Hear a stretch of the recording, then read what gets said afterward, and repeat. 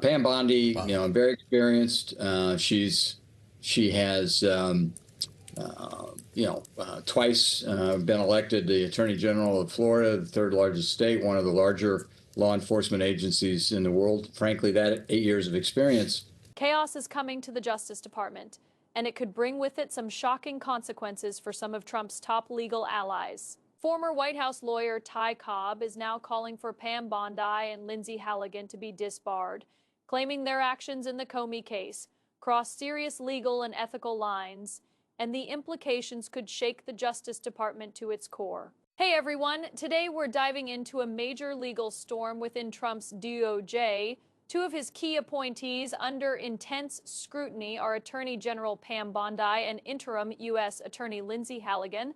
And it is not just political opponents making noise. Former Trump White House lawyer Ty Cobb is calling publicly for both women to lose their law licenses, saying their handling of the Comey case far exceeded the bounds of acceptable prosecutorial conduct. How did we get here? In September 2025, Bondi appointed Halligan as interim U.S. Attorney for the Eastern District of Virginia. Here is the catch. Halligan had zero prior experience as a prosecutor. Critics say this appointment came right after career prosecutors resisted moving forward against James Comey, and Halligan was brought in at the perfect moment to file sweeping indictments. Many are calling this a blatant example of political manipulation inside the Justice Department. Comey's lawyers immediately pushed back. They filed a motion to dismiss the case, arguing that Halligan's appointment was illegal under federal statute.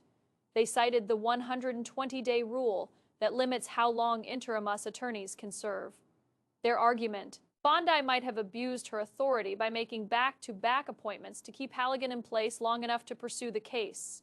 It is not some minor technicality, but rather one that could totally invalidate the indictments if the court agrees. Meanwhile, the DOJ attempted to justify its behavior by arguing that Bondi retroactively ratified Halligan's work from the previous summer, thereby retrospectively validating the indictments.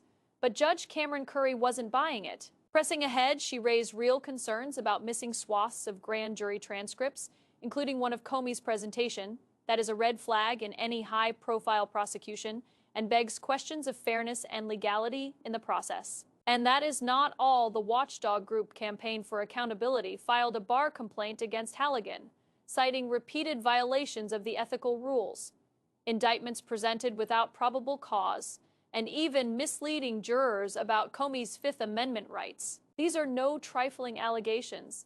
They go directly to the heart of what it is to act responsibly as a U.S. attorney. Ty Cobb was not subtle in his support of these complaints. He referred to Halligan's actions as extraordinary and said that she misled the grand jury in an active manner. He went so far as to attack Bondi for either lying or gross incompetence in approving what Halligan had done. As Cobb put it, this is not just a mistake in the law, but an egregious abuse of authority tainting the Justice Department. The stakes here are enormous. If Halligan is disbarred or her appointment is ruled invalid, it could potentially derail the Comey case entirely. Even if the case continues, these developments have the potential to cast a long shadow over the DOJ, raising serious questions about political influence and accountability. This is more than legal drama. It is a test of whether political connections can override established justice protocols. And so now it is over to you. Do you think Bondi and Halligan should face disbarment, or is this just another political spectacle? Drop your thoughts in the comments below. I want to hear from you. And if you want more updates as this case unfolds, hit that like button, subscribe, and turn on notifications so you don't miss a single development. Consequences of this story may change everything we think we know about the Justice Department and the way it has handled high-profile cases.